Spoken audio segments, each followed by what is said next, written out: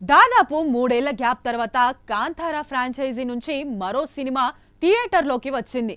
అదే కాంతారా చాప్టర్ 1. తొలి పార్ట్ కంటే ఈసారి భారీ హంగులు, స్టోరీలో మరిన్ని ఎలిమెంట్స్ జోడించారు. దసరా కానుకగా అక్టోబర్ 2న పాన్ ఇండియా లెవెల్లో రిలీజ్ అయింది.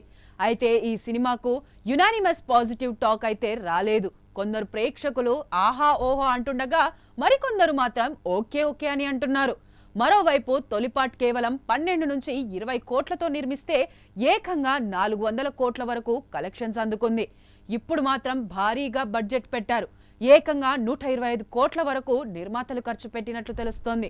అందుకు తగ్గట్టుగానే ప్రతి సీన్లోనూ రిచ్నెస్ కనిపించింది. అడవిలో సెట్ కావచ్చు, బాంగ్రా రాజ్యం సెట్ కావచ్చు, స్క్రీన్ పై అద్భుతంగా కనిపించాయి. కంటెంట్ తో పాటు విజువల్స్, సెట్స్ కి ప్రేక్షకులు ఫిదా అయిపోతున్నారు. ఈ సినిమా రెమ్యునరేషన్ విషయానికి వస్తే తొలి పార్ట్ కోసం హీరో దర్శకుడిగా చేసినందుకు రిషబ్ శెట్టి అప్పట్లో కేవలం 4 కోట్లు తీసుకున్నట్లు వార్తలొచ్చాయి. ఈసారి మాత్రం రూపాయి పారితోషికం తీసుకోకుండా దాదాపు 3 ఏళ్ల పాటు కష్టపడ్డానని అంటున్నారు.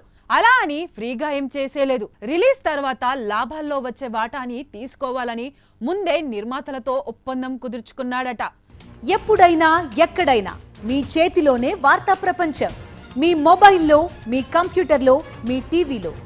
సాక్షి టీవీ డిజిటల్ ప్రసారాల కోసం లాగిన్ అవ్వండి www.youtube.com/సాక్షి టీవీ.